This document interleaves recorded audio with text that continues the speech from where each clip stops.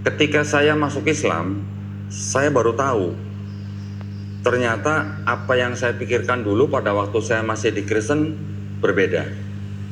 Saya dulu waktu masih di Kristen, saya berpikir begini Pak, Islam dan Kristen itu hanya seperti dua saudara, lain ibu, satu bapak gitu. Ya, saya berpikirnya begitu. Karena di dalam kitab saya dulu itu juga diceritakan, bahkan lebih banyak, lebih tebal kitab saya waktu itu ya, diceritakan tentang apa? Nabi Ibrahim yang kita kenal ya. Di dalam kitab saya namanya Abram, kemudian berubah menjadi Abraham. Di dalam bahasa Arab menjadi Ibrahim alaihissalam. Kita setiap kali menyebut nama Nabi harus menambahkan alaihissalam ya Pak ya, insya Allah Pak. Jadi diceritakan juga ada Nabi Ibrahim mempunyai anak, Nabi Ismail alaihissalam, mempunyai anak lagi Nabi Ishak alaihissalam. Kemudian dari Nabi Ishak alaihissalam ini mempunyai anak namanya Nabi Yakub alaihissalam, atau yang kita kenal dengan nama Israel. Ya, kenapa? Jadi anak-anak daripada Nabi Yakub ini sejumlah 12 orang laki-laki dan satu wanita, itulah yang disebut dengan Bani Israel. Oke. Nah, memang kita membaca Quran kita banyak sekali diceritakan disebut tentang Bani Israel, ya. Siapa saja anak-anak daripada Nabi Yakub alaihissalam itu? Nabi Yakub ini punya 4 istri, Pak. Ya, kalau di dalam kitab saya dulu, juga di dalam literasi Islam juga sama, ya, mempunyai istri 4. Yang pertama dari istri Lea, mempunyai anak Ruben, Simeon, Lewi, Yehuda, Isakar, Zebulon. Dari istri yang kedua, Rahel, punya anak Yusuf atau yang kita kenal dengan Nabi Yusuf alaihissalam, dan juga adiknya yaitu siapa? Benyamin. Istri yang ketiga namanya Bilha. Bilha ini adalah budak daripada Lea, mempunyai anak namanya Dan dan Naftali. Jadi ada orang namanya Dan gitu ya. Jadi kalau saya sebut nama anaknya Dan Naftali, artinya orangnya namanya Dan gitu. Ya. Kemudian istri yang keempat namanya Zilfa, mempunyai anak namanya Gad dan Asher. Dari istri yang pertama ada anak perempuan namanya Dina, tetapi tidak diakui sebagai suku di bangsa Israel. Nah, dari ke-12 anak Nabi Yakub alaihissalam ini, kita juga mungkin sudah sama-sama mengetahui riwayatnya bahwa Nabi Yusuf alaihissalam dijual oleh saudara-saudaranya ya ke Mesir. Ini saya ceritakan dulu supaya nanti bapak-bapak punya landasan pengertian bagaimana sampai timbulnya agama Yahudi dan agama Nasrani ya, atau Kristen. Supaya kita juga refresh gitu ya dengan sejarah Bani Israel. Nanti ketika saya ceritakan juga bapak-bapak pasti ada ingat dengan ayat-ayat di dalam Quran yang menceritakan tentang Bani Israel. Nah, kita mengetahui Nabi Yusuf alaihissalam dijual oleh saudara-saudaranya ke Mesir, sehingga sampai kemudian singkat cerita Nabi Yusuf alaihissalam menjadi petinggi di Mesir, ya. Kemudian ketika suatu saat di daerah situ, Mesir, tanah Kanaan atau Palestina yang kita kenal, mengalami kelaparan, saudara-saudara daripada Nabi Yusuf alaihissalam ini menuju ke Mesir untuk apa? Untuk membeli gandum atau makanan. Singkat cerita, mereka bisa bertemu dengan Nabi Yusuf, walaupun dengan beberapa trik begitu ya. Pertama kali ketemu, Nabi Yusuf belum mengaku sebagai adik mereka, kemudian disuruh pulang, kemudian juga diberikan bekal lebih. Akhirnya diberi syarat, kalau kalian mau datang kembali sini mau beli gandum, harus bawa adik kalian. Karena pada waktu yang pertama mereka tidak bawa adik yang paling kecil, Benyamin. Dan juga nanti kalian istilahnya harus membeli gandum dengan jumlah tertentu gitu ya, nanti diberikan di dalam kantung-kantung di dalam kendaraan hewan mereka. Yang kedua kali mereka datang, mereka membawa adik mereka Benyamin. Kemudian baru pada saat itulah Nabi Yusuf alaihissalam mengaku sebagai saudara-saudara ya, sebagai saudaranya mereka. Dan akhirnya keluarga Nabi Yakub alaihissalam semuanya beserta dengan saudara-saudara Nabi Yusuf alaihissalam hijrah ke Mesir. Setelah mereka hijrah, kemudian beranak pinak, malah akhirnya apa?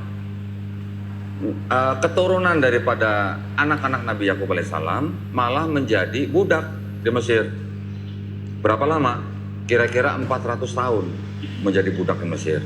Ya, sampai akhirnya kita tahu kisah bahwa Bani Israel dibawa keluar dari negeri Mesir oleh siapa? Nabi Musa alaihissalam beserta abangnya yaitu Nabi Harun alaihissalam. Ya, kita tahu juga mungkin ceritanya sampai mereka akhirnya sampai ke tanah Kanaan yang disebut dengan Palestina, namun Nabi Musa alaihissalam tidak masuk ke dalam tanah Kanaan. Bangsa Israel kemudian dipimpin oleh 12 suku-suku, 12 hakim-hakim maksud saya. Karena 12 suku, makanya setiap suku dipimpin oleh hakim-hakim. Sampai akhirnya mereka kemudian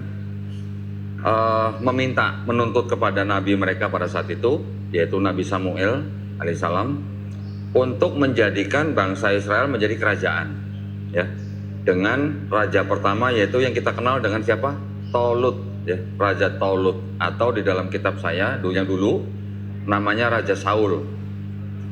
Raja Saul kemudian setelah berapa lama digantikan oleh yang kita kenal dengan Nabi Daud alaihissalam, ya.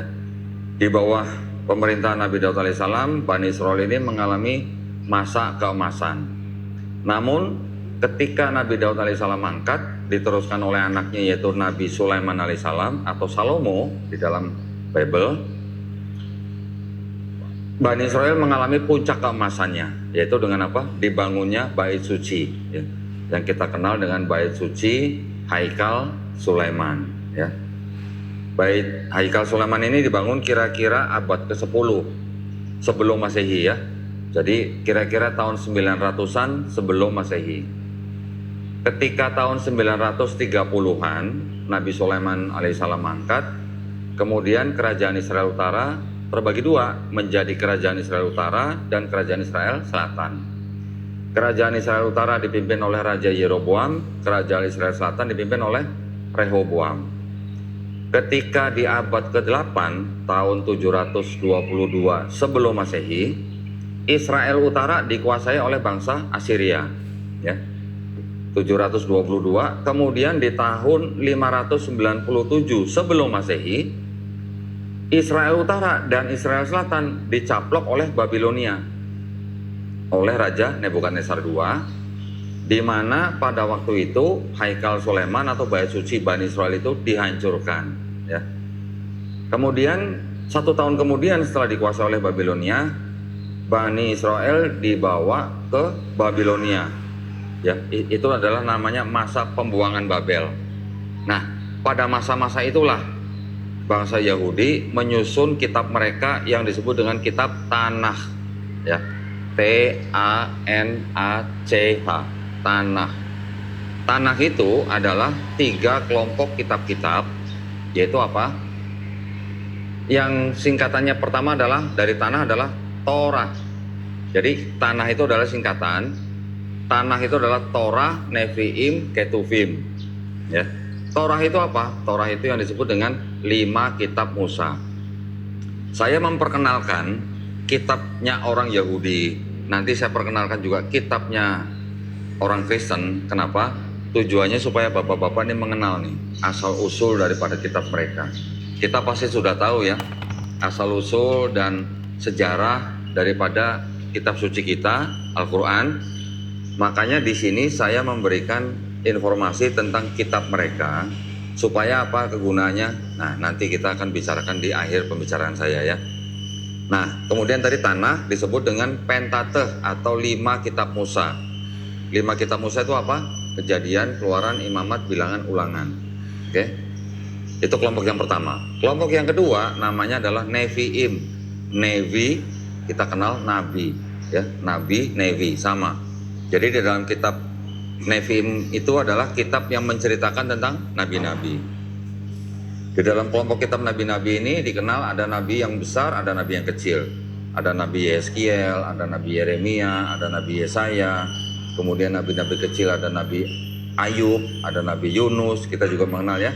Ada lagi nanti Nabi Hagai, Habakuk, Maleaki dan sebagainya. Ada Hosea dan sebagainya. Itu adalah kelompok kisah nabi-nabi. Kelompok kitab-kitab yang terakhir adalah disebut dengan Ketuvim. Ketuvim itu artinya adalah tulisan-tulisan, ya. Siapa yang menulis? Orang-orang bijak bisa, nabi bisa. Di dalam kitab-kitab Ketuvim ini nanti ada kitab-kitab yang disebut dengan Mazmur. Nah, Mazmur kita mengenal adalah apa? Zabur, ya. Jadi kita mengenal Zabur dalam kitab mereka disebut Mazmur. Kemudian nanti ada juga yang disebut dengan kitab-kitab apa? Kidung Agung, kemudian Pengkhotbah, Ratapan, dan sebagainya. Nah, seluruh kelompok kitab-kitab itu disebut dengan sebutan Tanakh, gitu ya. Tanakh itu berbahasa Ibrani, ditulis ketika bangsa Israel sedang dibuang di Babilonia. Nah, ketika tahun 516 sebelum Masehi, itu 516 bangsa Persia masuk mengalahkan 539 sebelumnya, ya. 539 bangsa Persia mengalahkan Babilonia, ya. Kan bersebelahan aja tuh ya, Persia Babilonia, ya. Kemudian orang-orang Israel yang sedang ada di Babilonia itu dikembalikan ke Palestina. Ketika dikembalikan ke Palestina oleh Persia di bawah Raja Darius Agung, tahun 516 sebelum Masehi, Bani Israel dipersilahkan kembali untuk membangun Bait Suci yang kedua, ya.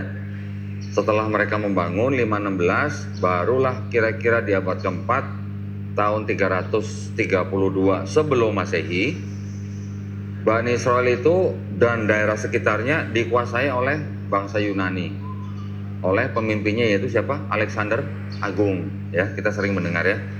Nah, ketika Alexander Agung menguasai banyak daerah di sekitar situ, di daerah Mediterranean, dimulailah era apa? Helenisme, ya. Kita mengenal bangsa Yunani itu mempunyai sistem kepercayaan disebut dengan Helenisme. Apa itu artinya Helenisme? Ada nama Helen di situ, ya. Helen itu adalah nama dewi anak daripada dewa Zeus. Dewa Zeus adalah dewa yang dianggap dewa paling tinggi, yang boleh dikatakan dewa Zeus ini adalah dewa yang apa ya, celamitan gitu ya, kalau bahasanya orang Depok gitu ya. Ngelihat perempuan cantik dihamilin punya anak, ya. Nanti ada yang namanya anak Hercules. Pernah dengar ya Hercules, ya?